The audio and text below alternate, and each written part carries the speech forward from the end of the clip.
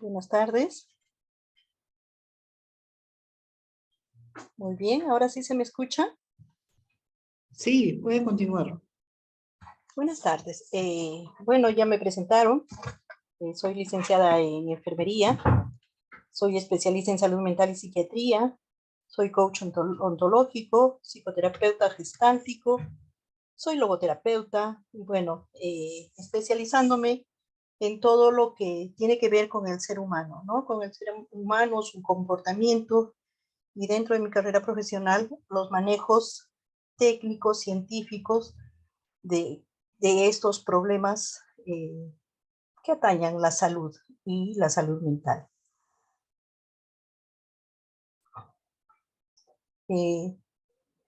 Buscando motivación para este tema, encontré una encuesta demográfica del 2022 del Instituto Nacional de Salud Mental, quien con su órgano rector, el señor Yuri Kutipe, encuentran que el 74.1, cerca a las 3/4 de la población de los hogares del país, es afectado por la violencia familiar.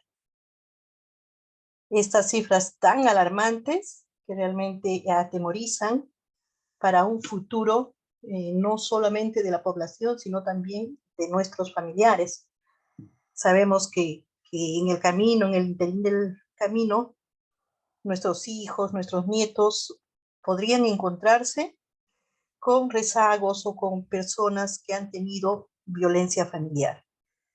Y quien ha tenido violencia familiar realmente tiene dificultades para desarrollarse en la vida si es que no ha sido resiliente. Las personas muy inteligentes, las personas de capacidad elevada, son resilientes, son quienes de las malas experiencias cultivan, sacan, aprenden y son mejores personas. Dicho esto, iniciaremos a conocer. Ha habido inconvenientes en esta lámina al presentarla, pero bueno, vamos a continuar. Hablando de el ser. Cuando hablamos de violencia, cuando hablamos de salud, hablamos del ser. ¿Y de qué ser? Del ser humano. El ente que está siendo y está existiendo en este momento. Ese ente que está lleno de sentimientos positivos y negativos. Este ente, este ser humano que tiene pensamiento, que tiene la capacidad, a diferencia de todos los entes del universo, al pensamiento, a tener control. Y un mejor control con un pensamiento, con razonamiento, razonando, sabiendo qué es lo que está pasando y dándole una objetividad y dándole la certificación de lo que está pasando. Y todo esto con la libertad que nos otorga la divinidad a tener sensibilidad o a no tenerla. A tener empatía o no tener empatía. Porque sabemos que en este mundo, aquí donde estamos ahora, vemos situaciones en las que mejor no vemos y nos pasamos. Nos volvemos insensibles. Hay violencia a un pequeño, a una persona, volteamos la esquina y nos vamos. Con nosotros no fue. ¿Dónde está ese razonamiento y esa empatía de saber que si yo intervengo en forma acertada, no puedo meterme, no puedo golpear, no puedo insultar, tal vez ni siquiera pueda intervenir en este problema. Pero sí hay medios. Por ejemplo, comunicar a las autoridades. Más adelante vamos a ver esto. Comunicamos a las autoridades y de oficio, ellos inician el proceso y empiezan a hacer el seguimiento a esa violencia que vimos en la calle. Entonces, un llamado a no ser insensibles, a no ser indiferente frente a la violencia, porque ya ha copado gran parte de nuestra población la violencia. Y todo esto nos ocasionará salud o nos ocasionará enfermedad. Bueno, la salud se puede determinar por evaluar a una persona, por mirar a una persona, por entender y conocer que una persona percibe lo real, percibe exactamente lo que está sucediendo. En psicología le llamamos la parte fenomenológica, descripción de lo que está sucediendo, es lo real. La salud mental también está caracterizada por aceptar lo real. Yo acepto, pues está pasando, ¿no? No cerramos los ojos y decir, no pasa, no pasa, no pasa. Acepto lo que está pasando. Un razonamiento y respuesta congruente a la situación. Si estamos viendo una escena de violencia, no vamos a iniciar a contar un chiste. O no vamos a empezar a hablar de alimentos. Tendrá que ser congruente la situación, ¿no? Tendremos que ponernos en congruencia para conocer nosotros que estamos gozando de salud mental. Hay que manejar esa situación, como en un inicio les decía, no voy a ser indiferente, pero tampoco voy a dejar de manejar la situación. Manejo de la situación en caso de violencia es llamar a las autoridades para que puedan intervenir. Y bueno, si es una criatura, queda en la conciencia de cada quien si la vida de la criatura está corriendo riesgo. Y también el manejo de las emociones, el saber que es una situación ajena a nosotros y que no nos podemos dañar emocionalmente por esa escena. Hay quienes recuerdan, por ejemplo, la agresión de cuando fueron niños, inician a llorar. No, esa emoción la tenemos que manejar.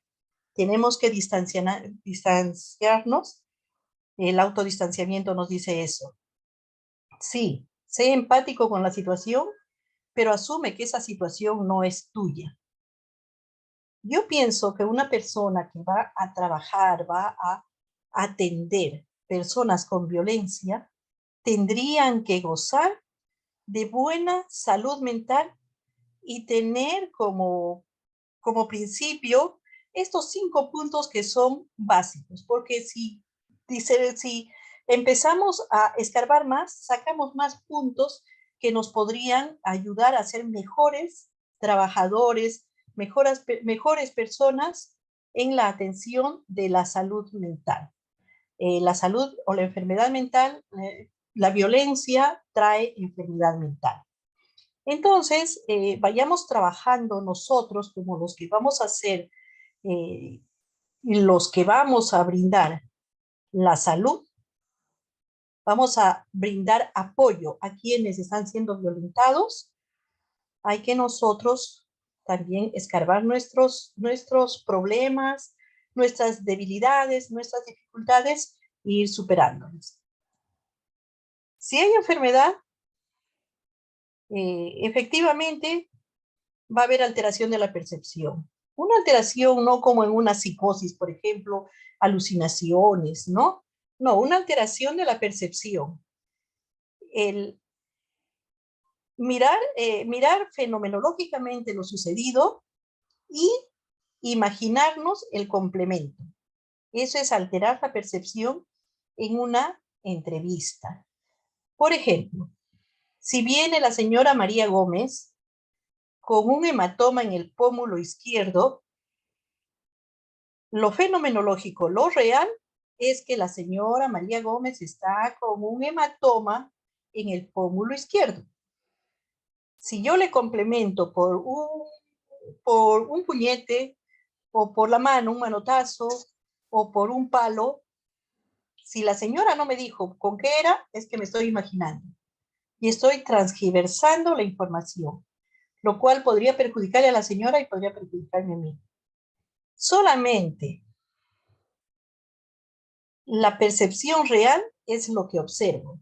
Y observo con la vista, observo con los oídos lo que me dice la persona afectada, eso es lo real. Tal vez lo que huelo, lo que se identifica con los sentidos. Eso es lo real, lo que existe, lo que estoy identificando y puedo saber que eso es lo que está existiendo. Espero me estén entendiendo.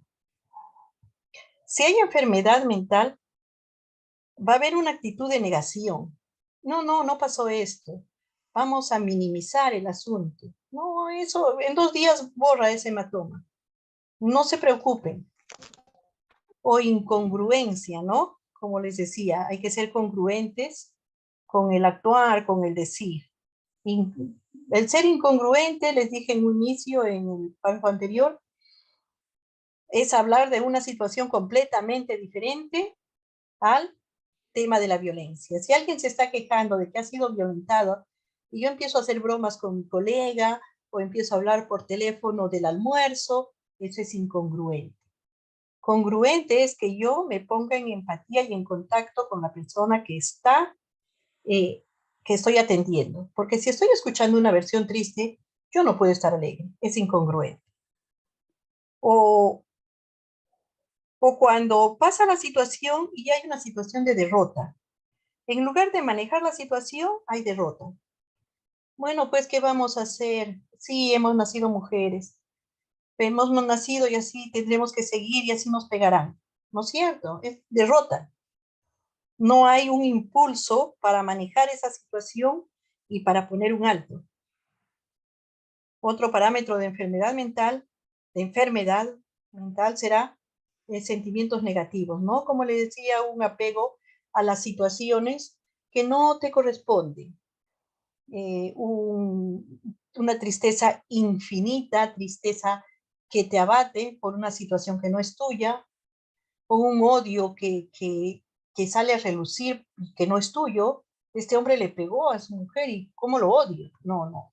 Entonces, hay que distanciarnos, hay que manejar la situación.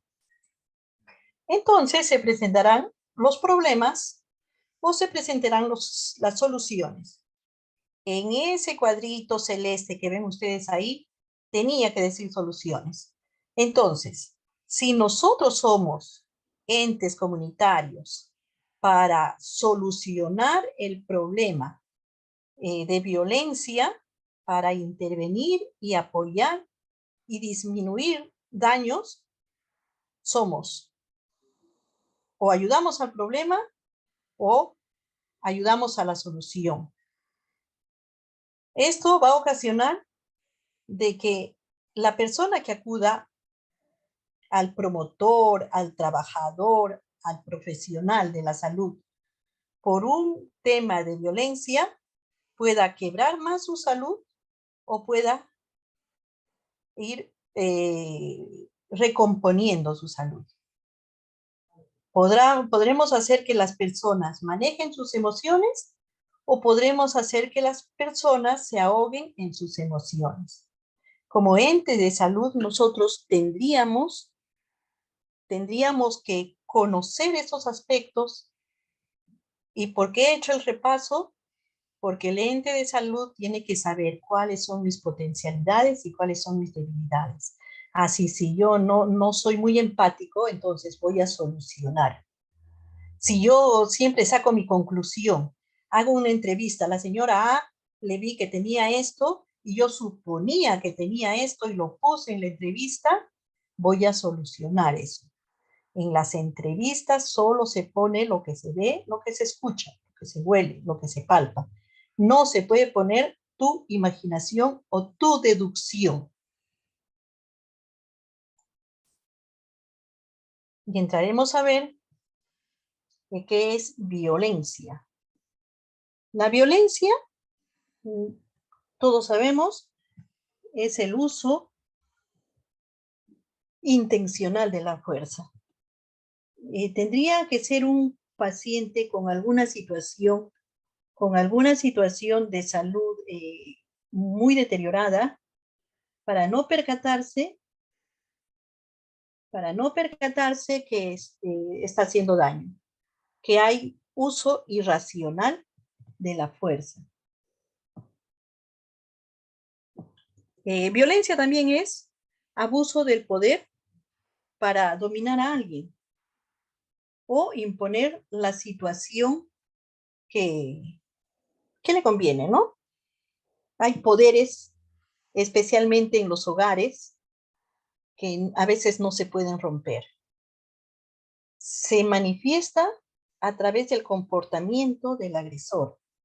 Nosotros tendríamos que ir conociendo cuál es ese comportamiento del agresor para poder orientar a nuestro paciente en la comunidad. ¿Por qué hablo de la comunidad? Porque en la comunidad es en el primer nivel donde se ubican los mayores casos de violencia, donde el personal sale a hacer visitas domiciliarias y ahí ubica la violencia. En los hospitales grandes no, el paciente acude al hospital y a veces acude por un problema biológico complicado y se da solamente la atención a ese problema biológico. Pero de violencia, si hablamos con personas aparentemente física en buena salud. Características del agresor. ¿Cómo voy a conocer a un agresor? Tiene fuerza física para lastimar, dañar o matar a alguien. Usan la fuerza física, hacen uso de su fuerza, porque conocemos que hay personas muy fuertes, pero que no son agresivas. El agresor también tiene acciones verbales y gestuales para rebajar o descalificar a la otra persona. Tiene palabras o gestos que descalifican la idea o la postura de otra persona. Esos gestos que me están haciendo acordar al entrenador, ¿no es? A ese dirigente de la U que ahorita está preso en Brasil. Ojalá que las autoridades peruanas actuaran como en Brasil, porque ahí disminuiría la violencia. Él está preso 2 años y medio, por haber hecho un gesto de monos. Han considerado que es agresión. Y si es agresión, ¿a quién le gusta ser mono, no? Y a toda una nación, a todo un grupo. Otra característica del agresor es la inacción o el silencio, en signo de desprecio o de indiferencia. No sé si alguna vez han pasado ustedes por esa situación de estar hablando a una persona y lo más triste, al esposo, a la esposa, a los padres o a los hijos, y no hay respuesta. Qué difícil y qué feo se siente. Se siente desprecio realmente. Eso también es violencia, por si acaso. Si la esposa le habla al esposo y el esposo no le responde y empieza con el tema de indiferencia, es violencia doméstica. Tipos de violencia. Hay violencia física, que ya sabemos, se da con los golpes, donde se dejan huellas que pueden ser visibles, o se puede no dejar huellas, por ejemplo, cuando le jalan del cabello a los violentados, ¿no? O le arrojan comida, a veces hasta la misma cara. La violencia física se manifiesta de diferentes formas. Tenemos también la violencia psicológica, que es una forma de violencia muy, muy sonada, ¿no? Siempre dice hay violencia psicológica, decimos. Es un tanto difícil de diagnosticar esta violencia psicológica. Sin embargo, hay indicios de conocer a una persona violentada psicológicamente. Y cuando es niño, aún más. El niño se retrae, el niño tartamudea, el niño baja en sus calificaciones. Entonces, la violencia psicológica hay que tener mucha visión para saber que hay una persona que que está manejando, palabras, términos, expresiones que conminan a la persona, o simplemente está etiquetándolo: eres un tonto, eres un sonso, eres un ocioso. ¿Con qué objetivo? De causar daños a nivel emocional, a nivel de autoestima de la otra persona. La violencia psicológica es una de las violencias más castigadas en nuestro país. Ahí le he denotado con este rojo porque es lo que es en nuestro tema, lo que nos piden en el tema: violencia sexual, que la vamos a ampliar más adelante, violencia económica y patrimonial. Hay quienes gastan el dinero en, no en una sociedad de matrimonio, ¿no? En una sociedad de hogar. Es una de las formas de violencia que afectan los bienes patrimoniales de la víctima. Quienes salen y gastan el dinero con los amigos o con las amigas, el dinero de la leche del hijo, compran la cervecita, eso es violencia. No tenemos nada, no tenemos una silla, no tenemos una mesa, se quejan y sin embargo afuera tienen para hacer mal uso del dinero. La violencia simbólica, que es una de las formas de violencia más disimulada. Podría también asociarse a la violencia psicológica y podría ser pues a toda una sociedad o a una persona, ¿no? Por ejemplo, el querer que las personas, que todas las personas o las damas sean delgadas para un concurso de belleza. No se ve una belleza, no se ve una belleza amplia, se ve un prototipo. Entonces también eso podría ser catalogado como violencia. El símbolo de la delgadez como belleza. Tenemos la violencia doméstico-familiar, que más adelante lo voy a ampliar un poco, violencia institucional, que denota de las normas, de las directivas que da una institución para coaccionar a su personal, violencia laboral, que se trata de persona a persona, podría ser de un jefe o de un par, de un colega, mediante el mobbing, violencia a la libertad reproductiva, un caso muy sonado cuando se esterilizó a las damas del Perú profundo, y hasta ahora hay problemas por eso. La libertad que tenemos de ser padres y de tener los hijos que queremos, nadie nos la puede quitar. La violencia obstétrica, que la he subrayado, porque también es violencia a la mujer. Es violencia, una de las violencias más dramáticas y mucho más experimentadas, sonadas, y desde hace mucho tiempo. Mi hija es profesional, pero cuando di a luz me recuerdo de la persona que me atendía, que las palabras tan feas que me expresó, fue fatal. Un momento tan divino que podía ser el alumbramiento de la hija, se convirtió en algo feo, porque las que somos mujeres y hemos pasado por algunas situaciones, no todos los trabajadores de salud sabemos lo que pasa. Entonces también lo he remarcado para poder ampliarlo un poco. Y la violencia mediática, la violencia por las redes sociales, por la televisión, lo que se dice, lo que no se dice, qué pasó, y esa forma de humillar a las personas, ¿no? Tipo de violencia. Y hay muchas más. Y hablar de violencia sexual eh, es hablar de un tema muy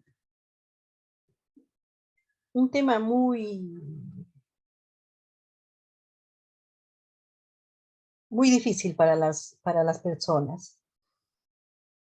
Son violados los varones, son violadas las damas, mayormente las damas. Es experiencia traumática en una relación, en la relación del sexo, ¿no? Mantenida por dos o más personas. Eh, bueno, una persona también puede violar a una sola, donde el, no existe el consentimiento de la otra persona. Es fuerza bruta que se emplea. Tipos de violencia sexual. Eh, la violencia sexual se da como acoso sexual, esa forma de los de las personas, ese modo subliminal de provocar, decir palabras, decir frases a las damas o a los niños para que lleguen a tener relaciones sexuales. Puede ser por mensajes, puede ser por llamadas de teléfono, a través de coacción, de chantaje, es decir, todo tipo de herramientas para poder lograr el cometido, relaciones sexuales.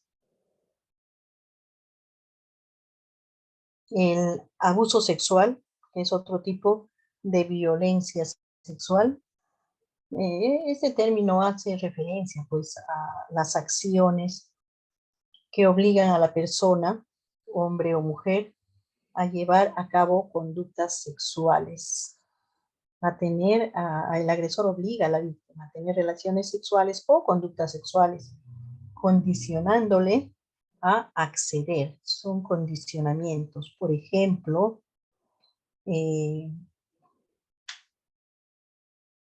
puedo quitar el trabajo, ¿no? Si es que tú no accedes. Entonces la persona es abusada sexualmente. La agresión sexual es otro tipo de violencia sexual y consiste en acceder al cuerpo de la víctima sin consentimiento, usando la fuerza, empleando la violencia directa y llegar al acto sexual. Es una de las formas más graves de la agresión sexual. Es la que inclusive está penada con años de cárcel. ¿Y qué consecuencias trae la violencia sexual? El trastorno por estrés postraumático. Los síntomas son trágicos. Una persona que ha sido violentada sexualmente generalmente tiene pesadillas. Esas pesadillas que aparecen y donde revive en el sueño, se revive lo ocurrido y las personas vuelven a sentir esa sensación. La aparición de flashback, donde el recuerdo hace que nuevamente reviva la acción, ¿no?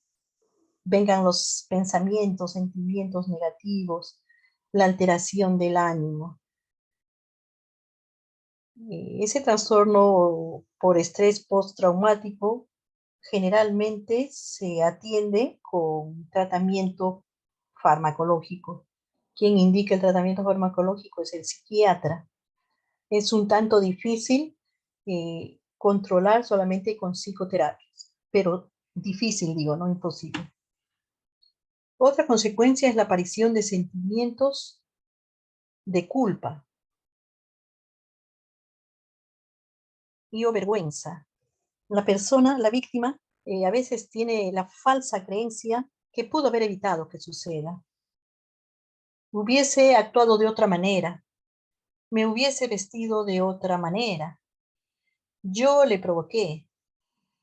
Y eso es lo que la sociedad machista también a las damas generalmente nos condiciona, ¿no?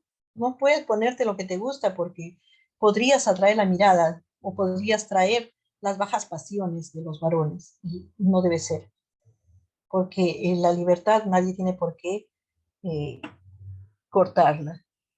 Otra consecuencia es el miedo a hablar. Las personas tartamudean, tienen vergüenza y tienen temor al rechazo de las otras personas. Este ha sido violentado, ¿no? Ha sido acosado, ha sido violado, porque lamentablemente nuestra sociedad es así y debíamos de ir curándola. Sentimientos depresivos, a veces llegan hasta las ideas tanáticas, las ideas de muerte, el no querer vivir, ¿no? Esos sentimientos de tristeza profunda que también se tendrían que tratar con, muchas veces se llega a tratar con tratamiento farmacológico. Otro es el aislamiento, eh, que se da por la vergüenza. Ya no salgo, me quedo en casa para que no se recuerden y para que no hablen de lo que me está pasando, ¿no? De lo que me ha pasado. Vergüenza, miedo, desconfianza a los demás. Otra consecuencia es la autolesión, infringirse. Hay quienes se cortan en varias partes del cuerpo, algunos para calmar esa ansiedad, esos sentimientos negativos, y algunos con las ideas de querer matarse. También otra consecuencia es el uso de drogas. A veces los jóvenes o adultos o adultas inician con las drogas de un momento a otro. En lugar de sancionarlos, tendríamos que indagar qué es lo que ha pasado. Podrían haber sido violentados sexualmente. O el uso o también el uso de cualquier otro fármaco, ¿no? Donde ellos van a olvidar, no solamente las drogas no permitidas, sino también,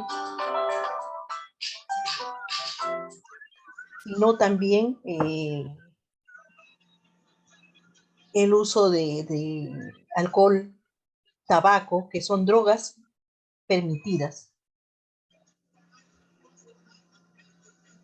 Otra de las consecuencias es la baja autoestima. No sirvo, ¿para qué vivo? Desesperanza, ¿no? La autoestima baja es un problema. Es importante reconocer que a veces las víctimas de violencia sexual, a las víctimas se les revictimiza desde el hogar, en las comisarías, en los lugares donde tendrían que darle, en los centros de salud, en los lugares donde tendrían que darles la atención. Tendríamos que también hablar de violencia familiar, llamada también intrafamiliar o doméstica, donde se cometen los actos o las conductas violentas, ¿no? Igual, sobre todo, quien quiere dominar, tomar el control de la situación del hogar, y hay agresión física, psicológica, hay agresión patrimonial, económica, ¿no? Esto se da dentro del vínculo ya parentesco, dentro de la familia, por consanguinidad, por afinidad, el vínculo de matrimonio civil o el concubinato, una relación de pareja, enamorados, ya sea dentro o fuera del domicilio familiar. Tipos de violencia familiar. Violencia de pareja.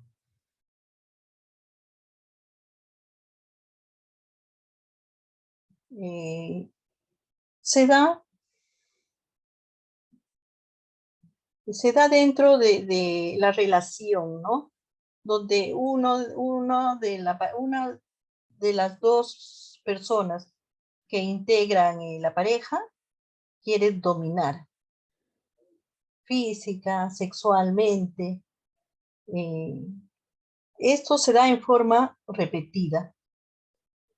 Es muy fácil de reconocerlo de fuera, pero la persona que está inmersa en esta violencia de pareja difícilmente lo va a detectar si no tiene ayuda profesional. Violencia ejercida por progenitores a sus hijos e hijas. Con el, eh, con el tema o con el querer decir voy a corregirles, ¿no? Ese maltrato que se da, voy a castigarlos, desconociendo realmente qué es el castigo y qué es la violencia, qué es el maltrato infantil. Con el pretexto de que te voy a corregir, están violentando a una criatura, a los hijos, a los adolescentes. La corrección es con premios o quitándoles alguna situación que les guste, pero no jamás con golpes. Nuestros jóvenes son tan agresivos porque han recibido golpe de la familia, han vivido en un hogar agresivo. Dicen que antes no había tanto libertinaje de los jóvenes porque no, porque había una disciplina férrea y los padres golpeaban. No, esos golpes que traen de atrás, esos golpes les han enseñado a ser violentos. Y nuestra sociedad va reproduciendo la violencia. La mejor forma de educación es con premios o con sanciones. Esos castigos que se les podría llamar sanciones. Te sanciono sin que hagas uso de la televisión un día. Hoy día no comes postre. Hoy día no sales con los amigos. Eso es sanción. Porque el golpearlo, el encerrarlo, eso es violencia. El dejarle sin alimentos. El postre le puedes quitar, pero los alimentos no. Entonces eso también es violencia. Y los jóvenes saben muy bien y algunos hacen mal uso de ese parámetro, porque todo es castigado y penado y sancionado penalmente. Violencia filioparental es la violencia que ejercen los hijos hacia los padres. Yo trabajo en salud mental. He visto muchas situaciones difíciles. He visto en hospital de día pacientes que piensan bien, razonan bien, pero que maltratan a los padres. ¿Y de dónde habrán aprendido a maltratar a los padres? ¿De la nada o será que los padres los maltrataban primero a ellos? No justifico, porque cuando la persona ya crece, pasa los 10 años, los 15, los 18 años, empieza un razonamiento diferente, como les decía, y la voluntad de cambio y la voluntad de capacitarse hace que se cambie violencia por paciencia, ¿no? Entonces, pero de todas maneras, esa violencia filioparental también es dramática porque es en los últimos años de vida de las personas. Hay violencia también hacia personas mayores, que no necesariamente sean los hijos, sobrinos, vecinos, violencia entre hermanos o hermanas, uno más fuerte, uno que domina, uno que daña al otro. Las causas de la violencia familiar. Pero ¿por qué hay violencia, no? Por una dinámica y estructura familiar que tiene un peso abrumador. Hay familias que se condicionan a estar día y noche conectados, día y noche. No hay un respiro, no hay el respeto a la línea que separa lo personal y lo de pareja. Hay un círculo que podemos nosotros manejar y para la relación con los amigos, la relación con la familia extensa y el círculo más simpático que es el de estar con la familia nuclear, esposa e hijos. Pero si todo el día vamos a estar pendientes de la esposa y de los hijos, eso se va a volver abrumador. En la pandemia hubo mayores casos de esta violencia, porque ahí sí estábamos obligados a tener solamente ese círculo, ¿no? Ni con la familia extensa podíamos salir. Entonces, por eso empieza la violencia, porque la pareja se abruma. También puede ser por los estilos de resolución de conflictos. Nadie quiere perder aquí. Están basados en modelos violentos y abusivos. No, yo soy el hombre, yo soy la mujer. Y se ponen a la competencia, a saber quién es el más fuerte, el que tiene la razón y quién quiere quedarse con la razón. Entonces, también habrá que ser flexibles, ¿no? Habrá que usar el razonamiento que hablábamos al inicio para poder ser flexibles y llegar a un centro donde no haya violencia. La aparición de acontecimientos estresantes. El nacimiento de un hijo, o la llegada de uno de los suegros a la casa para que se queden a vivir ahí. O bueno, pueden haber otros momentos, ¿no? La falta de recursos, que es uno de los asuntos más delicados, y donde el problema económico, social, de trabajo, se llevan al domicilio y ahí se generan situaciones estresantes, donde a veces se llega a resolver en forma hasta con violencia física, ¿no? No solamente hay violencia de palabras, sino física. Otra de las causas, la carencia de competencias emocionales. Lo que les decía, ¿no? El control de las emociones. El, eh, el reconocer netamente lo que está pasando, aceptar y controlar las emociones. También la autoestima y seguridad baja. Perdón, voy a tomar un poco de agua. Autoestima y seguridad baja en cuanto a las personas agresoras. También para reconocer que la persona que es agresora no tiene buena autoestima, no tiene seguridad en sí. Por eso agrede para poder lograr esa autoestima, ¿no? Para poder lograr sentirse algo. Y la transmisión de la violencia, ¿no? Intergeneracional. Así pues mi papá trataba así a mi mamá, ¿no? O así mi mamá trataba a mi papá. Lo que se hereda, lo que no ha podido ser resuelto con el razonamiento del que les hablé al inicio. Hay una situación, yo tengo sentimientos, pensamiento y veo que hay un problema. Está en mí solucionarlo con la razón, o está en mí entrar al lío y hacer más problemas. Entonces, también de generación en generación se transmite. Mi mamá o mi papá corregían así.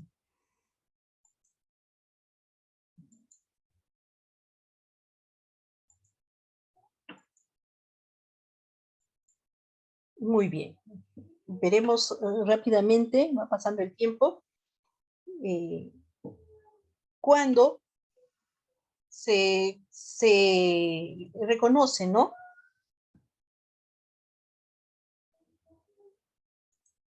Cuando se produce un acto de violencia obstétrica.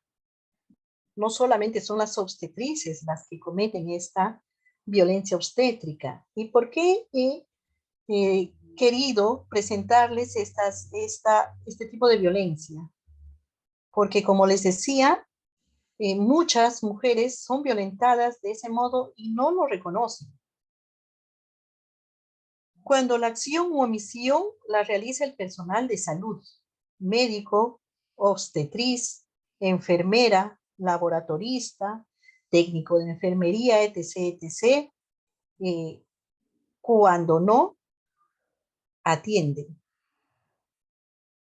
Cuando hay omisión. Es mi hora de salida, es mi hora de refrigerio, entonces no puedo atenderte, espérate una hora. Está con los dolores o está con alguna incertidumbre y no le atienden. Esto está penado, les cuento.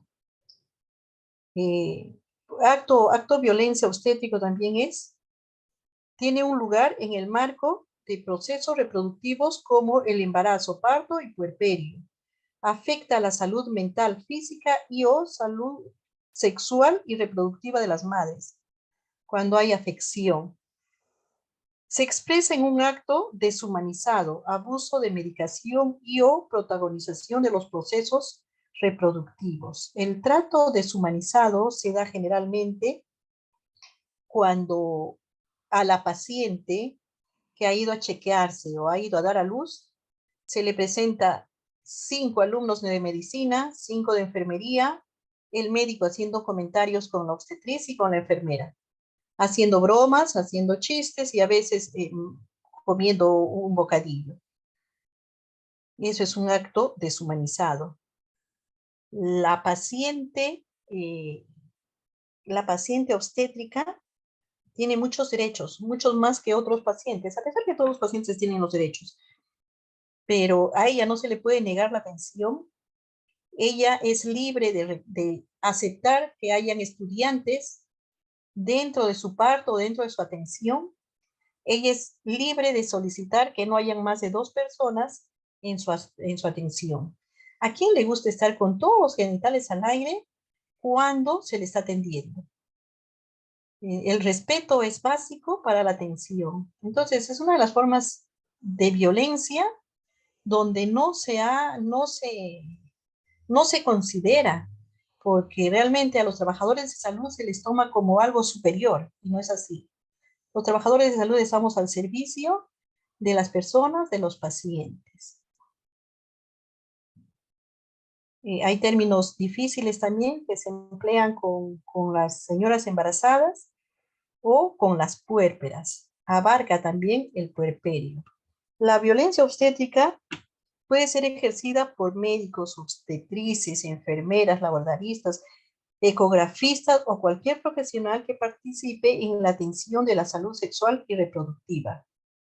Algunos datos importantes: que la mujer indígena, amazónica, afro, adolescente, con discapacidad o LGTB se encuentren en situación de mayor vulnerabilidad frente a las ocurrencias de la violencia obstétrica. Esas bromas pesadas, esas bromas feas que se hacen, ¿no? El adolescente también puede sufrir violencia obstétrica por parte del personal de salud en el marco de sus atenciones prenatales, parto o puerperio, más aún cuando se encuentra en la zona rural, donde se encuentra el mayor porcentaje de adolescentes alguna vez embarazadas, el 12.4%. Para prevenir todo este problema, porque cuando la persona está atendiéndose por obstetricia, también la parte emotiva disminuye, hasta no se puede reclamar. Yo soy mujer, le he dado a luz y lo entiendo.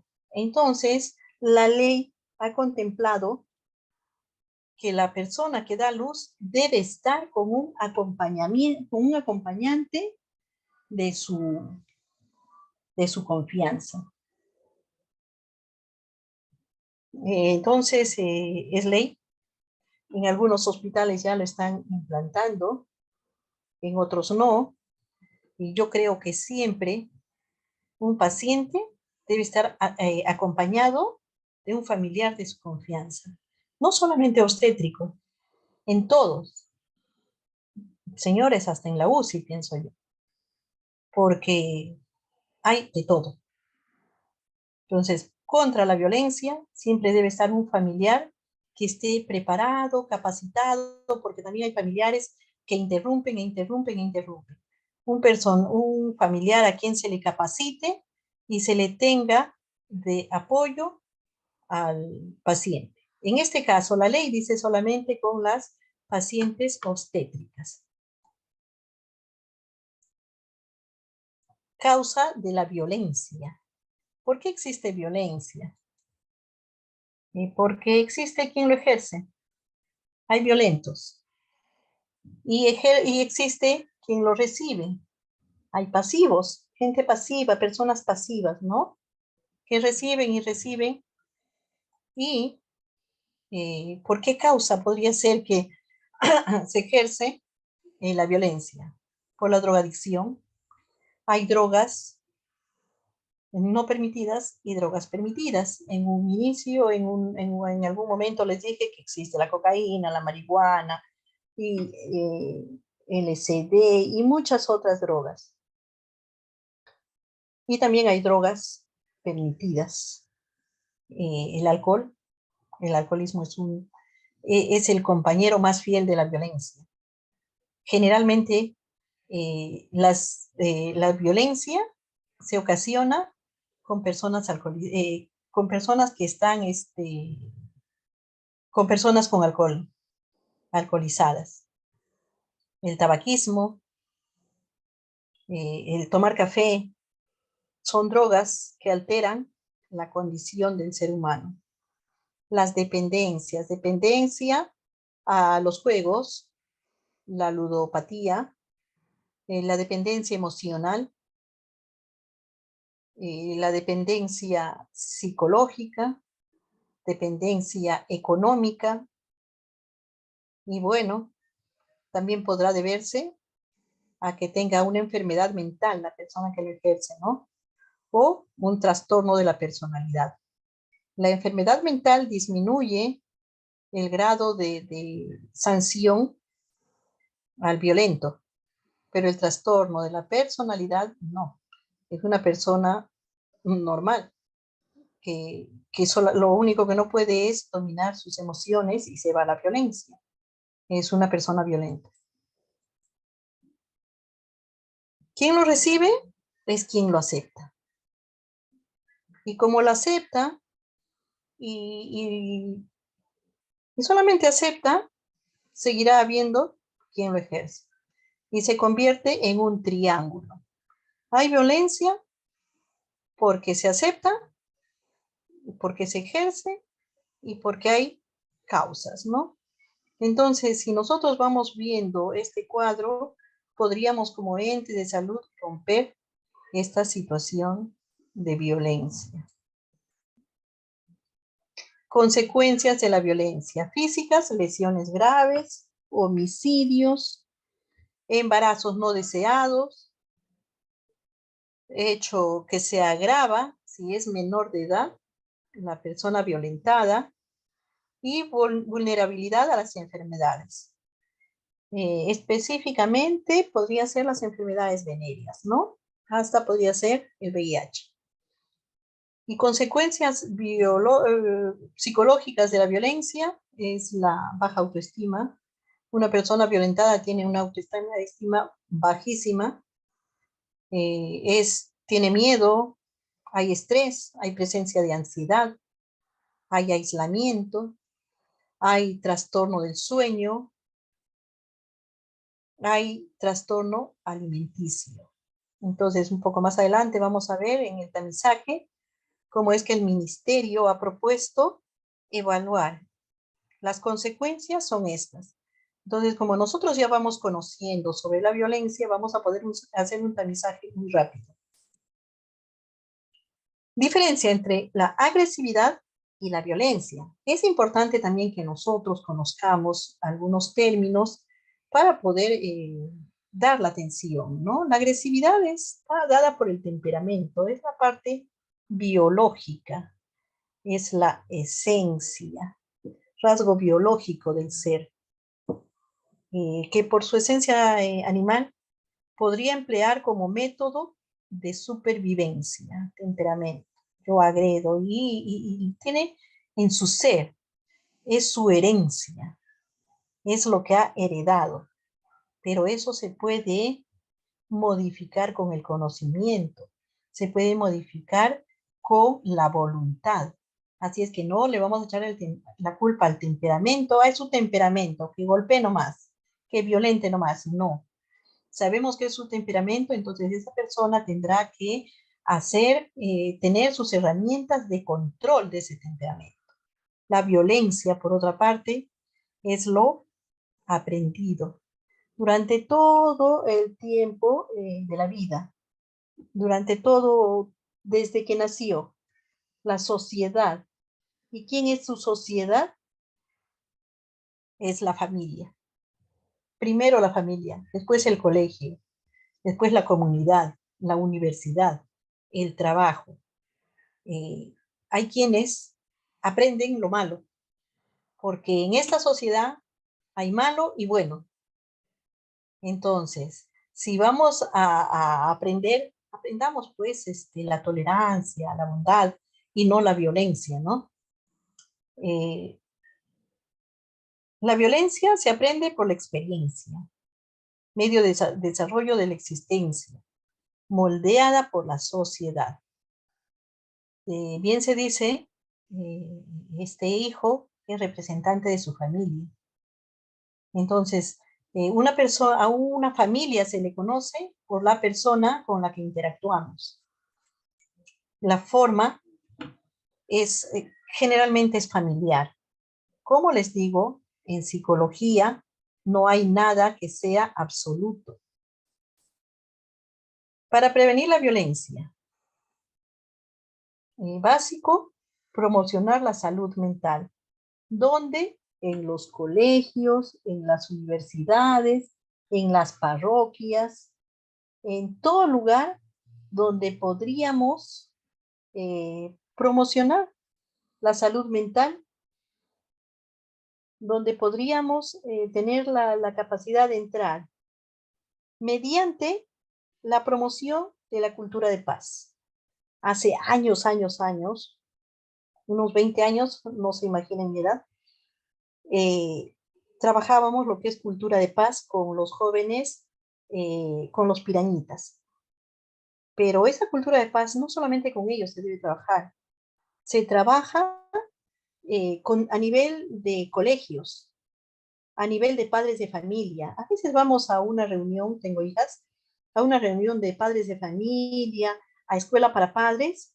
Hay situaciones que yo las veo un tanto absurdas. Tendrían que promocionar una cultura de paz mediante dinámicas, mediante experiencias, ¿no? Porque a veces hasta los padres quedan dormidos en la escuela para padres. Entonces, esa promoción de la cultura de paz, también mediante las habilidades sociales, el reconocimiento del ser desde pequeño, el reconocimiento de habilidades sociales básicas, intermedias, superiores. ¿Se imaginan qué diferente sería la vida si desde inicial empezamos a enseñar entrenamiento en habilidades sociales a los niños y a los padres en forma paralela? Yo creo que el mundo sería diferente.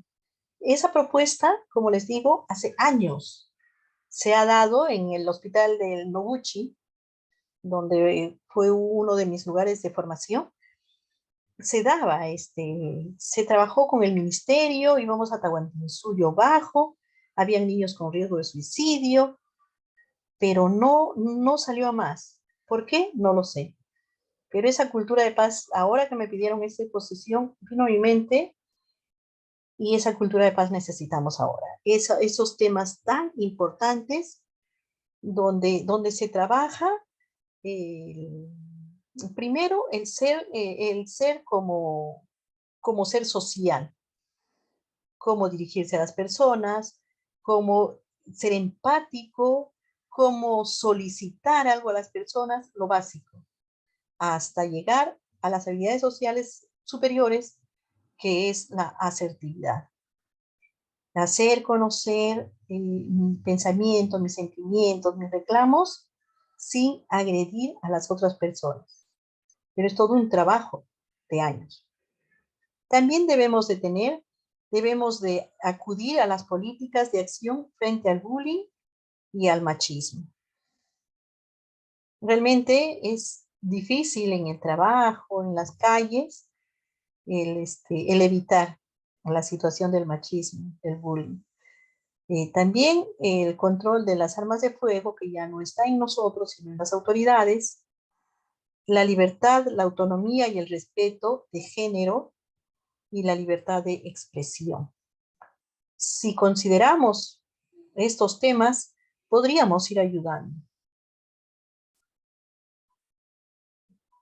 Y entramos al tema que me invitaron para reflexionar, ¿no? Pasa que tendríamos que conocer qué es violencia, formas de violencia, conocer aspectos básicos para poder aplicar esta directiva sanitaria 083 que, que se promulgó el 9 de marzo del 2019. En el 2019, MINSA dicta su directiva sanitaria para el uso del kit para la atención de casos de violencia sexual.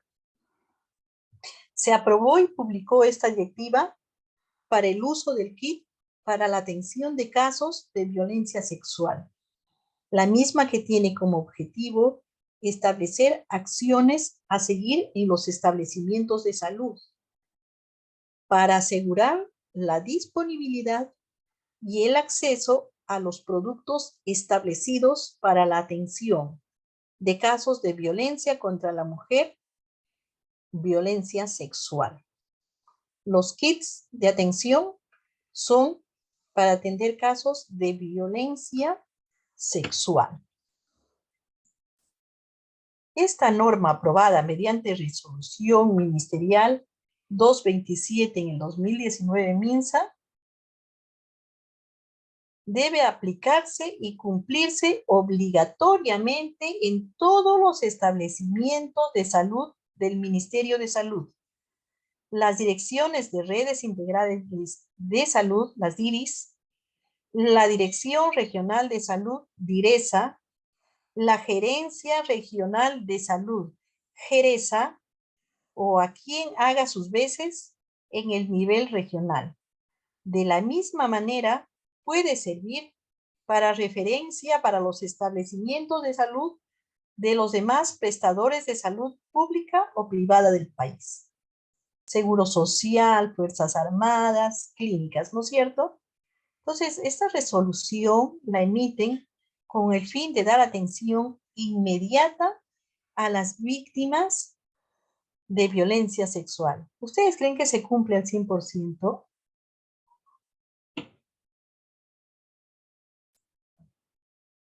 Y bueno, para aplicar esta norma, primero tenemos que hacer el tamizaje de la violencia. Como nosotros en esta charla hemos tomado conocimiento de ciertos puntos y como nosotros vamos a ampliar nuestros conocimientos con lo que se ha dicho, con lo que la empresa seguramente les va a entregar el material, ustedes van a buscar mayor información, van a conocer más para este tamizaje. Para tamizar la violencia hay que conocer de qué se trata. Entonces, ¿qué es el tamizaje? Es un proceso por el cual se pretende detectar a las víctimas y victimarios de distintos tipos de violencia. Y miren, considerando que las víctimas pueden estar afectadas en su salud mental y los victimarios también pueden ser pacientes de salud mental. Al tener una enfermedad mental o al tener una dependencia o una dependencia, ya sea emocional a los juegos o dependencia a las drogas, ya es paciente de salud mental. Entonces, a la víctima y al victimario hay que darle atención. Se ejecuta de forma especial en los grupos identificados como vulnerables. Habíamos dicho que es en los niños, en los adolescentes, en las gestantes, en mujeres en edad reproductiva, en personas con discapacidad, en grupos étnicos específicos, en miembros de la comunidad LGTB, en adultos mayores y en otros. Quiere decir que casi en toda la sociedad hay que tamizar. ¿Y dónde se tamiza? ¿Dónde el ministerio da la orden de tamizar es en el primer nivel de atención, en las postas y centros de salud, donde la atención es primaria y donde la atención es eh, preventivo promocional. Estrategias para la atención y prevención de daño mayor en víctimas de la violencia sexual. Se crean estrategias. Dentro de estas estrategias, las herramientas, ¿no? El tamizaje, y para este tamizaje se crean herramientas, que se trata de documentos. Entonces se crea la guía técnica para el cuidado de la salud mental de mujeres en situación de violencia ocasionado por la pareja o expareja. Cuando hablamos de tamizaje, hablamos de todo el grueso de la población que está en riesgo y vamos tamizando. Quien sí es violentado pasa por la rendija. Quien no es violentado se queda. Entonces, haciendo ese tamizaje, vamos a ir apoyando a los violentados. Una cosa son diferentes tipos de violencia y en la violencia sexual recién se brinda la atención especificada, ¿no? Cuando hay violación.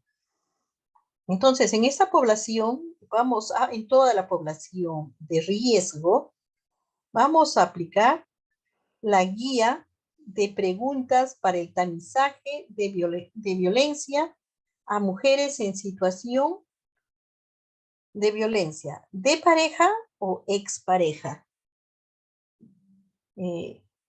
Lamentablemente, se ha visto en las últimas noticias que son exparejas las que agreden a las mujeres. ¿Por qué? Porque no quieren retomar una relación por la dependencia psicológica, la dependencia que no aceptan que la mujer tenga otra pareja. La expareja, cuando se habla de un ex, tendría que ser de un pasado y de algo ya separado, de algo que ya no está en la vida de la mujer. Pero lamentablemente se tienen que hacer guías donde entre a tallar la pareja y la expareja.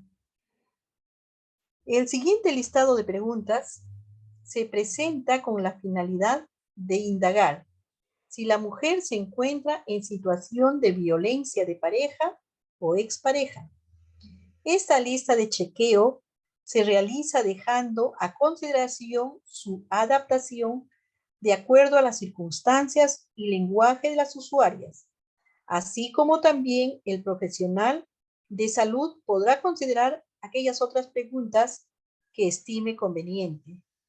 Se sugiere recordar a la entrevistada que la pareja está compuesta por dos personas que tienen diferentes gustos y costumbres, por lo que es natural que existan desacuerdos en la vida cotidiana.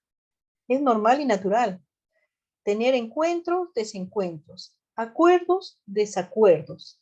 Lo no normal es la violencia, el querer imponer lo que yo digo y lo que yo pienso, y tiene que ser, tú también piensas esto, ¿no es cierto?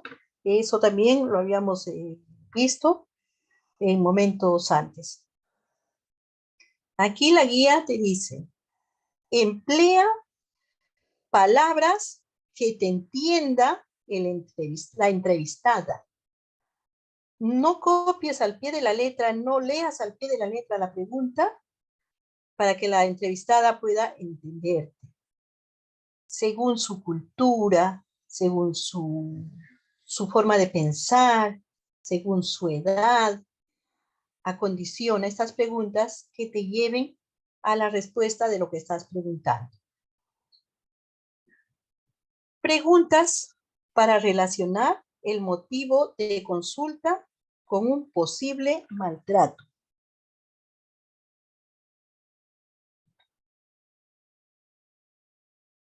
Ahora, aquí nos ponen la primera pregunta. ¿Cómo se siente usted misma?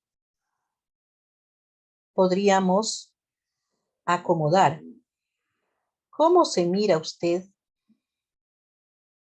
¿Cómo siente que es su vida? ¿Qué le está pasando en este momento? ¿Cómo es usted? Descríbase. Porque si usted le pregunta, si ustedes le preguntan a frías, así, a secas, ¿cómo se siente usted misma? ¿Se han percatado que a veces, un momentito por favor,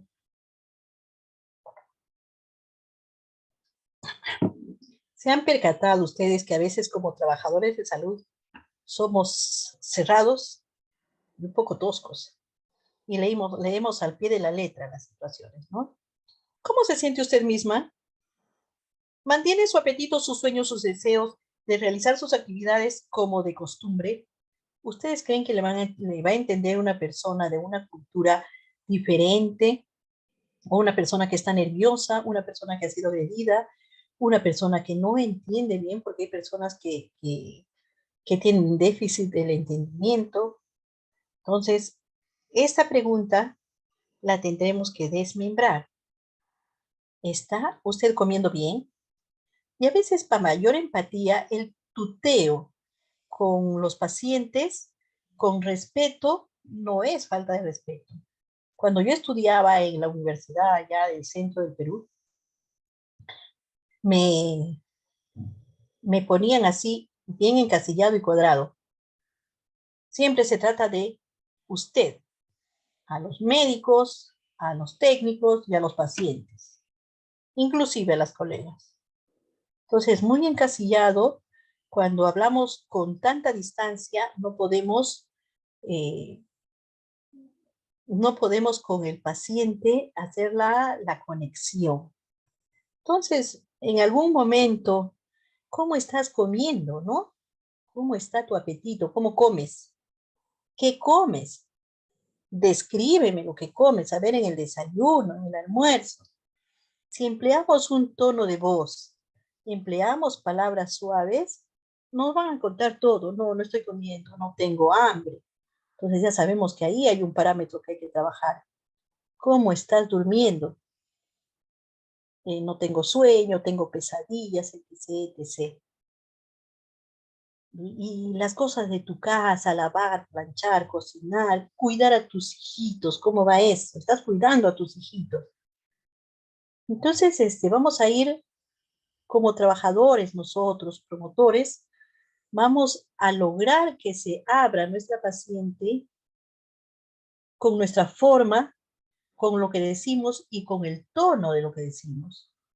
Tenemos que ser empáticos hasta con la mirada, con la postura, con el tono de voz.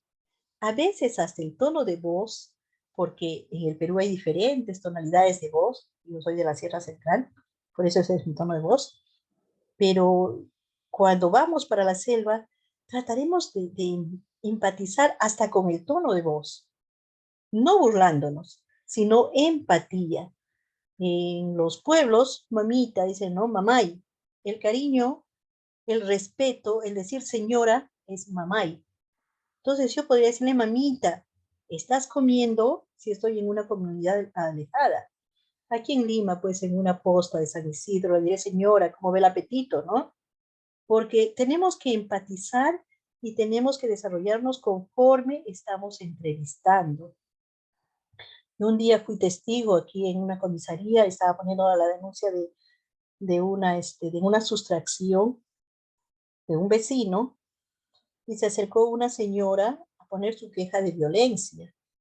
Policía completamente indiferente. ¿Qué habrás hecho, pues? Te la buscaste, pues. ¿Y estás segura que se ha ido? Pero aquí está el teléfono que he encontrado, aquí están las fotos. Pero la sociedad es así. ¿Se imaginan llegar a un centro policial o llegar a un centro de salud y empiecen a minimizar tu problema, te apagas completamente. Entonces, hay que ser empático, hay que escuchar atentamente, hay que asentar con la cabeza de tal forma que la persona entienda que le estamos entendiendo. Si nosotros asentamos con la cabeza, le miramos, jugamos con la mirada de un lado para otro, en forma empática la persona se va a abrir. Aquí nos dice que preguntemos si hay alguna medicación. ¿Por qué? Porque el paciente tendríamos que saber si está tomando algo ya para el problema que tiene, ¿no? Para el trauma que ha sufrido. Toma algo, algunas personas dirán, sí, tomo Panadol para el dolor de cabeza. Otra persona dirá, toma una pastilla redondita, un poco grandecita, que parece una chapa, es blanca, nos dará las características. Entonces, más o menos reconociendo, podríamos saber que está, podríamos imaginar, no lo damos por sentado, porque también en algunos documentos se pone impresiona, podría, ¿no es cierto? Pero sí, cuando te impresiona, cuando podría, lo puedes escribir que podría tratarse de, podría, entre comillas. Y también preguntarle si con esa pastilla, con esa medicina se siente mejor. También sabremos si es medicina natural, si es medicina, si ya acudió al médico, o algunas personas se automedican y tendremos que educarle para la no automedicación, porque ahí viene también la dependencia. Por ejemplo, a las benzodiazepinas. Si la persona, al vecino por A o B le dijo, no, tómate un diazepam, eso te va a hacer bien. Y la persona empieza a tomar uno, le hizo bien, pero después de 15 días, ese uno ya no le hace efecto. Entonces se va a tomar dos. Y aquí a 30 días no le va a hacer efecto. Entonces, cuando hay automedicación, empieza la dependencia y empieza a maltratarse el organismo. Por eso, solamente medica el médico. Tenemos que ser humildes, los enfermeros, los técnicos, los obstetrices y todos los demás ramas de salud para saber que el médico ha sido formado para medicar. La enfermera ha sido formada para cuidar. Y así cada profesional tiene su perfil profesional. No le voy a decir, tómese tal cosa, cual cosa, cual cosa, ¿no es cierto? Ya, ay, está sufriendo, tómate tu diazepam. No, no, no, no, no. Craso error y sancionado, porque eso es intrusismo. Para preguntar a la usuaria sobre sus relaciones de pareja o expareja, tenemos aquí otras preguntas. ¿Cómo se sienten las relaciones cotidianas con su pareja o su expareja? Relaciones cotidianas, desayuno, almuerzo, la limpieza de la casa, relaciones cotidianas, lo que se hace todos los días, ¿no? Porque con la expareja no hay otra cosa más que a veces viven en el mismo techo, dicen, para no perjudicar a los hijos, pero no sé si eso no será perjuicio para los hijos y cada uno tiene su esquema. Yo no podría decir si es bueno o es malo, pero ahí está. Entonces le preguntaremos cómo te llevas, cómo salen cómo hacen las compras, cómo cocinan, en qué te ayuda o cómo se distribuyen las actividades, porque en el hogar las actividades se distribuyen. Yo cocino, tú lavas, mañana tú cocinas, yo lavo. Yo lavo la ropa esta semana, tú planchas y la próxima no. Hay que distribuir para también evitar el exceso de trabajo y también la violencia. ¿Cuáles son los desacuerdos más frecuentes que se dan con su pareja o expareja? ¿De qué pelean más? ¿Qué cosas más hay que no les deja vivir tranquilos? ¿Y qué hacen para superar eso que no se entiende? Y cuando llegan a las discusiones, ¿cómo es cuando discuten? ¿Y cómo terminan? ¿Cómo es siempre cuando terminan de conversar o de discutir? ¿Cómo es cómo es la persona, ¿no? La persona con tu pareja, tu expareja, ¿es renegó? grita, golpea, y ahí estás indagando si hay violencia. Te ofende, te dice palabras feas, y ya estás entrando a escarbar si hay violencia. Pero tienes que ser muy sutil, tienes que tener eh, tienes que tener mucho tino. Hay que preguntarle cómo es, ¿no? Tenemos otra ficha, otra herramienta que también se lleva en forma paralela, pero ya no es solamente de pareja. Esta ficha de tamizaje de violencia es violencia intrafamiliar y maltrato infantil. Ya no solamente a la mujer, porque hay varones que solamente se van contra la mujer, pero hay varones que al grupo completito. Entonces aquí está, aquí hay una ficha de la DIS Norte. Ahí ponen de qué hospital es, Dios. Es la psicóloga la que está haciendo en este caso de la entrevista. Cuando hay psicólogo, la hace la psicóloga. Si no lo hace el médico, si no lo hace la enfermera, lo puede hacer el promotor de salud también. Por eso tenemos que prepararnos y hacer las cosas bien, porque en salud mental, en psicología, en psiquiatría, la iatrogenia es mucho más grave que la iatrogenia biológica, porque lo que entra a la cabeza del paciente difícilmente se le saca. Así es que hay que prepararse si se va a trabajar en esta rama. Todos los datos personales del paciente ahí vienen y aquí nos dice, debido a que la violencia familiar es dañina para la salud de las personas, en todos los programas de salud estamos preguntando a los pacientes si actualmente está en esta situación para participar con ellas en la solución de sus problemas. Por favor, conteste estas preguntas. Según el grado de cultura del paciente también se le puede entregar la ficha de tamizaje o generalmente el profesional es el que le ayuda a resolver.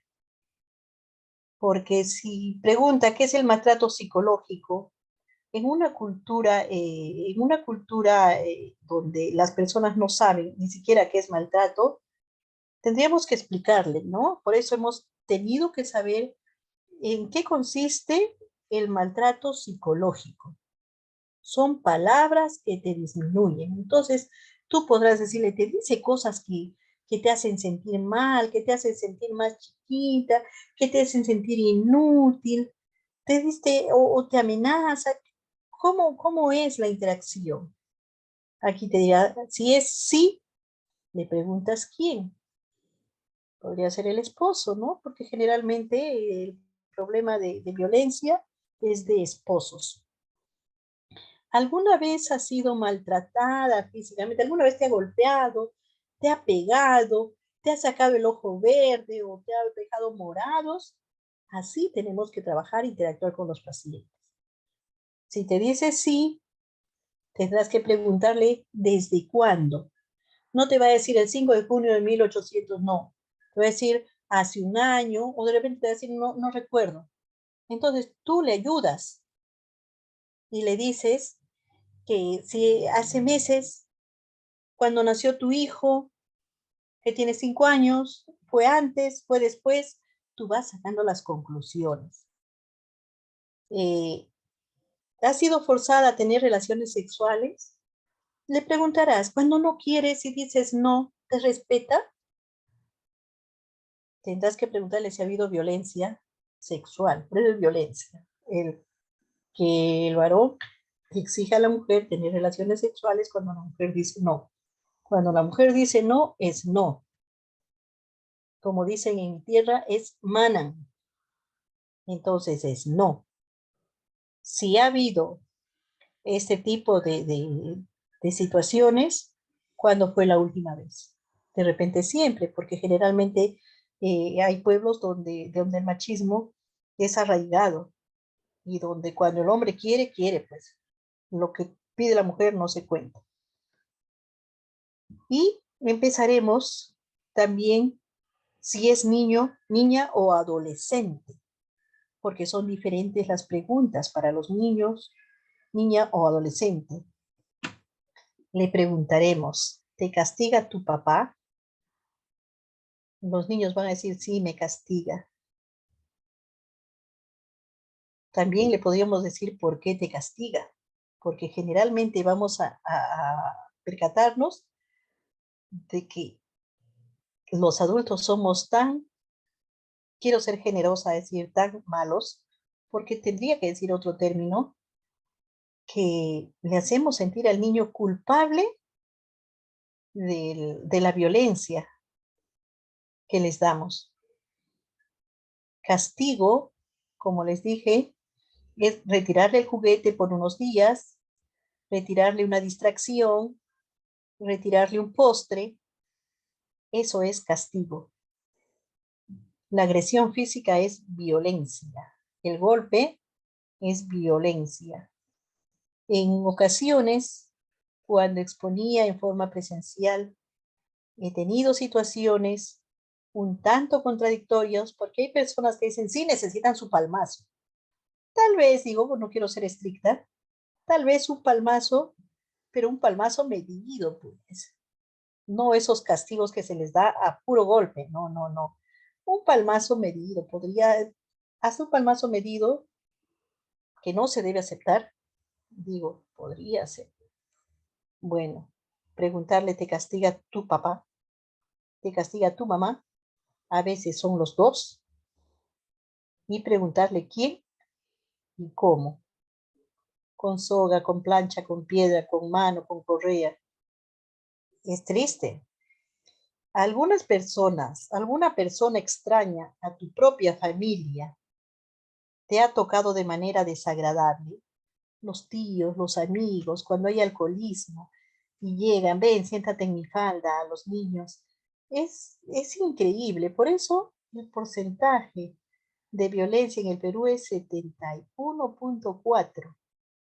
¿Por qué? Porque por la diversión de los adultos no se percatan qué riesgo están corriendo los niños. Entonces le preguntaremos, ¿quién fue? Mi tío, mi padrino, mi primo. ¿Cuándo fue la última vez?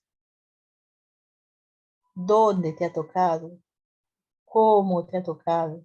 Y ahí iremos nosotros evaluando, ¿no?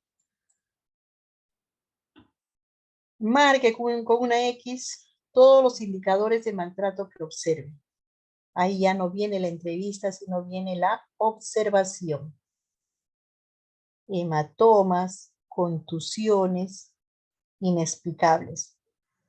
Porque los hematomas, las contusiones se notan. Entonces, en la parte física, mirar qué hay. Tampoco vamos a nosotros violentar al niño a descubrirle partes que no corresponden. Le diremos, a ver, quiero ver tu bracito, puedo ver tu espalda, me das permiso para ver tu barriguita.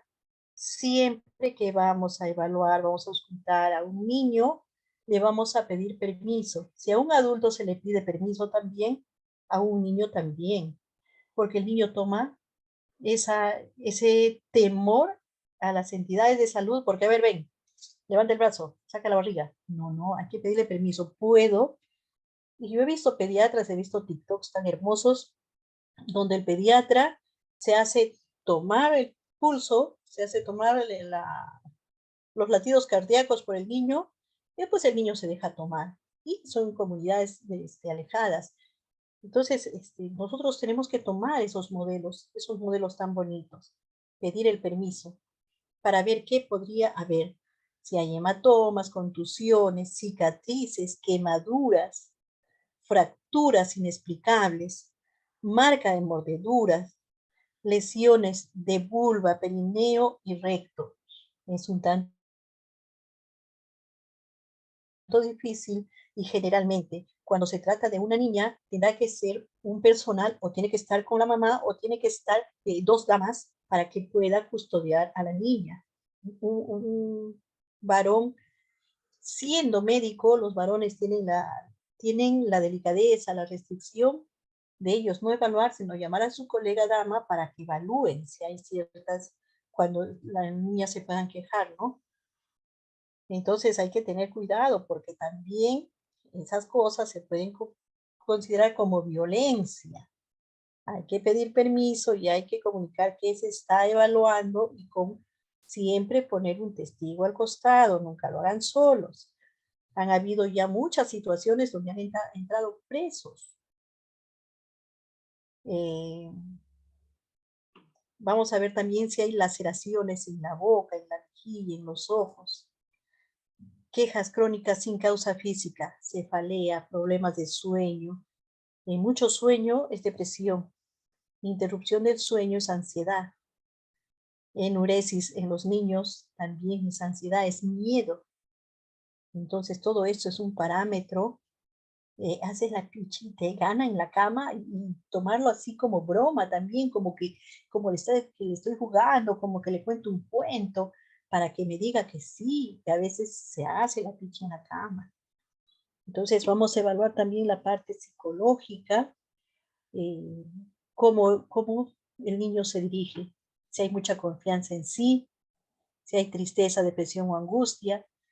Al conversar con un niño se le detecta inmediatamente violencia. Si hay retraimiento, hay llanto frecuente, exagerada necesidad de ganar o de sobresalir, demandas excesivas de atención, mucha agresividad o pasividad frente a otros niños. El tartamudeo es un signo de violencia nato. Cuando en los colegios dan las exposiciones los niños, ahí se podría ir sabiendo qué niños podrían estar siendo violentados. El temor a los padres de llegar al hogar, el temor a los padres.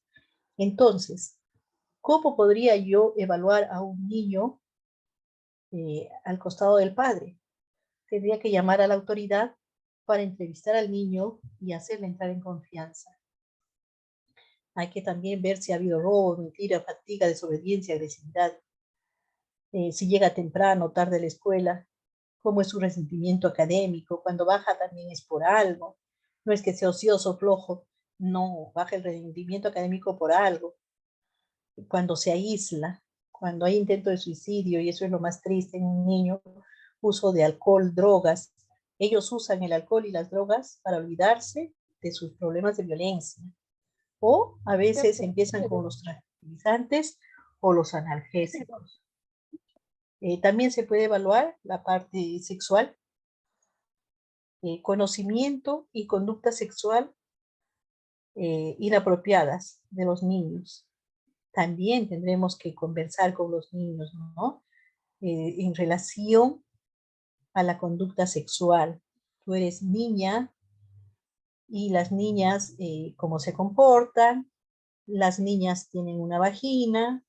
Esa vagina no tendría que ser tocada por otras personas. La tienes que cuidar.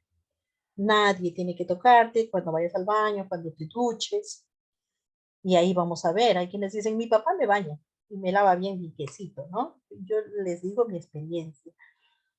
Eh, hemos trabajado con niños en Tahuantinsuyo Bajo, donde niñas decían, no, mi papá me lava bien limpiecito. Entonces, esas experiencias son para el personal de salud, de todas maneras, son un poco cargadas esas experiencias, ¿no? Porque hay que atender a esa población, mirar al papá, poner en conocimiento de las autoridades, poner en conocimiento de la madre y orientar a la niña que, bueno, su cuerpo es sagrado, pues nadie lo debe tocar. También se le pregunta por si hay dolor, hay irritación, si le sale sangrecita, le sale agüita o le sale una sustancia, porque algunas personas, algunas niñitas ya tienen descensos cuando han sido violadas. Los embarazos precoces que corre riesgo la vida de la niña, abortos o amenazas, o las infecciones de transmisión sexual, que también es lamentable en los niños cuando se presentan. También evaluaremos la negligencia, cuando están bajitas de peso, eso ya es con el patrón de crecimiento y desarrollo, cuando no hay vacunas, cuando hay accidente o accidentes, enfermedades frecuentes, ¿no? Descuido de la higiene, cuando el niño está desaliñado completamente, falta de estimulación al desarrollo. Niños que como animalitos siguen creciendo. Esta ficha se llena, el nombre del profesional que ha atendido, y cuando se encuentra problemas, se deriva a un establecimiento de mayor complejidad. Kit de emergencia sexual, aquí les van a entregar, aquí está la fotografía de todo lo que tiene que tener el kit, y este kit es usado por el profesional cuando le compete. Si hay antibióticos, lo básico en el kit básico, se atiende en el primer nivel de salud. Pruebas de VIH, de sífilis, de hepatitis, porque en una violación ha podido haber contagio. Y se hacen las pruebas como basales. No quedan en esas basales, se hacen las pruebas periódicamente. Si sale positivo, se le deriva inmediatamente a un lugar de mayor complejidad. No se queda a que ustedes sigan atendiendo. Hay que poner inmediatamente a una persona violada vacunas de difteria, de tétanos. Hay que darle la píldora del día siguiente por ley. Se le explica a la persona que ha sido violada y se le entrega la píldora el día siguiente. Siempre se le explica y siempre tiene que tener la aceptación del paciente. Nosotros no podemos imponernos porque también sería violencia, ¿no es cierto? Entonces siempre hay que persuadir y por eso hay que ganarnos a los pacientes. Hay que hacer la prueba del embarazo, pero también tendría que pasar unos días, 15 días como mínimo, un mes, para saber si si va a haber embarazo. Porque en el mismo momento, 24 horas, 72 horas, no nos va a decir la prueba de embarazo si hay o no hay. Y la medicina, medicamentos preventivos, profilácticos, porque podría tratarse de una persona con SIDA que ha abusado de un niño. Aquí están los cuadros de diferencia, qué es lo que tiene el kit en el básico y qué es lo que tiene el kit en los hospitales de más alta complejidad, ¿no? Y cada uno tiene la atención de quienes. Este cuadro les va a hacer llegar la empresa, porque se les ha mandado. Y también esto se publica, ¿no? En las páginas de MINSA. Cada quien da la atención que corresponde. No se olviden que la medicina la receta el médico y cada quien hace los informes de lo que le compete. Importante para todo esto es el trato humanizado. Importante es la intervención del equipo multidisciplinario. Uno solo no puede trabajar. Intenten coordinar para ese trabajo. Muy importante, sistema de referencias y de contrarreferencias. Si ya le atendieron, le dieron su antibiótico en un hospital de mayor complejidad, le regresan a ustedes y ustedes siguen con él, hacen el seguimiento completo. Entonces, de un establecimiento de baja complejidad, sube a uno de mayor complejidad y cuando ya está resuelto, baja nuevamente al de menor complejidad y ahí se sigue la atención. Muy importante el trabajo articulado con la policía, inclusive con las ambulancias y con el Ministerio de la Mujer. No se olviden que al llamar a la línea 100, el Ministerio Público tiene que tomar ya atención en esa llamada de oficio. A veces no queremos dar nombres, el ministerio no tiene por qué divulgar quién ha dado la queja. Cuando vemos una persona maltratada, violentada, podemos llamar a la línea 100. A la persona maltratada le podemos animar a que llamen a la línea 100. Ahí le responde el psicólogo, ahí les pasan a médico legista, ahí les brindan abogado, ahí toda la atención a la mujer violentada y al niño violentado. Importancia del tamizaje de violencia, contabilizar los efectos, realizar las estadísticas y comparaciones cuantitativas, localizar perfectamente a las víctimas, distinguir los daños recibidos y definir el problema. Para que triunfe el mal, basta con que los hombres de bien no hagan nada. Así es que todos tenemos que poner mano y acción para prevenir la violencia y disminuir esas cifras de violencia.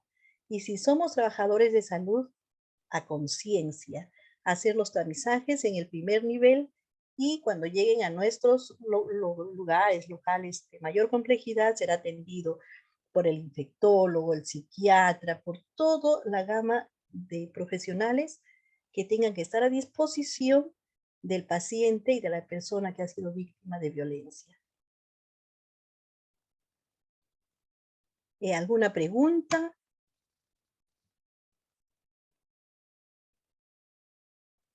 ¿Algún comentario? ¿Algo que faltó?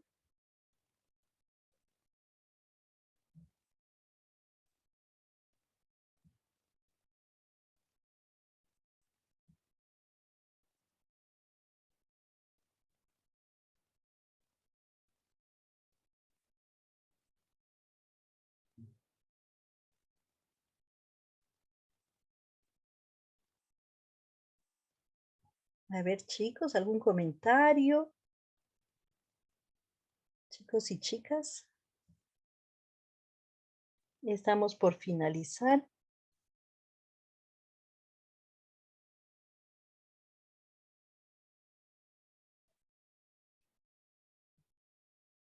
A todos se les da la píldora de emergencia.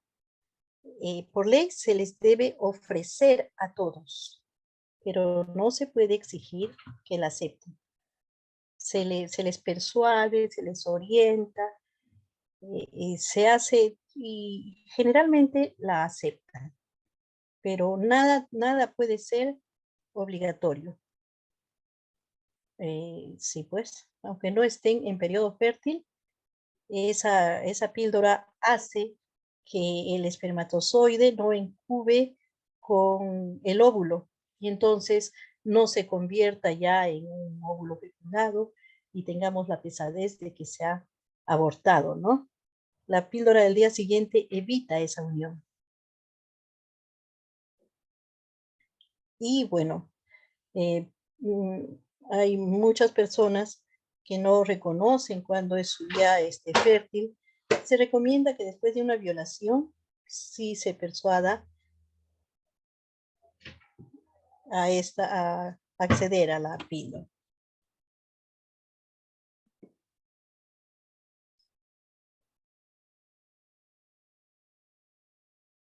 Si viene una persona después de las 72 horas, ya no es urgencia, como en el caso inmediato, pero sí se siguen los mismos pasos. Se tiene que tamizar y se tiene que poner el kit, se tiene que atender con el kit de atención.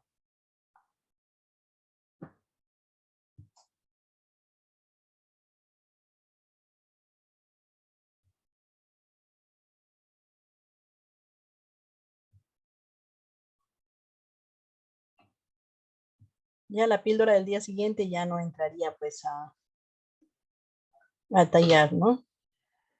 Ya se tendría que esperar y el derecho también es una ley, el derecho de la persona si sale positivo en la gestación a abortar, tomar en consideración.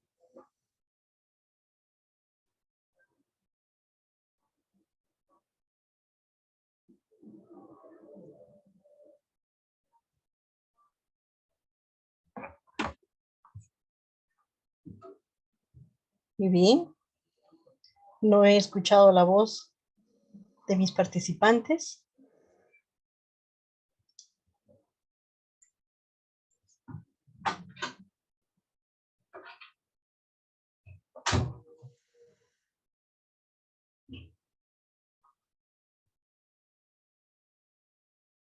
agradecerles por la atención. Si no tienen algún comentario, algo que decir.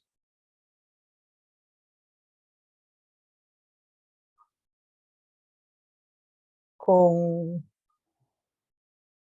la recomendación, ¿no?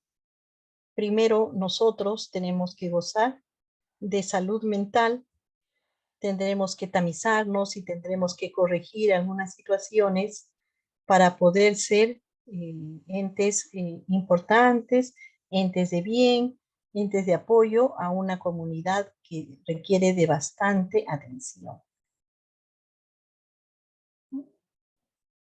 Bibliografía, hay libros, hay en internet.